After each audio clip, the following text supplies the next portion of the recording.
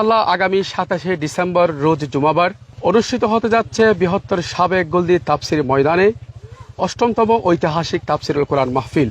উক্ত ঐতিহাসিক তাফসিরুল কোরআন মাহফিলে প্রধান মুফাসসির হিসাবে বিশ্ব মানবতার মুক্তির দিশারি মহাগ্রন্থ আল কোরআন থেকে তাফসির পেশ করবেন বাংলাদেশের লাখো কোটি তৌহিদি জনতার হৃদয়ের স্পন্দন, আমাদের সকলের প্রিয় মুফাসসির শেখ ডক্টর মিজানুর রহমান আল আজহারি।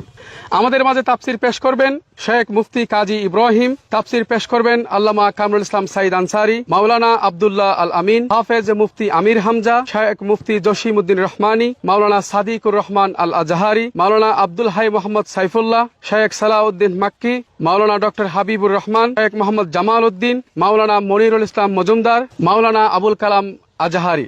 এছাড়াও ওই বিশাল মাহফিলে প্রধান অতিথির বক্তব্য রাখবেন গণপ্রজাতন্ত্রী বাংলাদেশ সরকারের সাবেক যোগাযোগ প্রতিমন্ত্রী জনাব আলহাজ সালাউদ্দিন আহমেদ। বক্তব্য রাখবেন বাংলাদেশ ইসলামী ছাত্র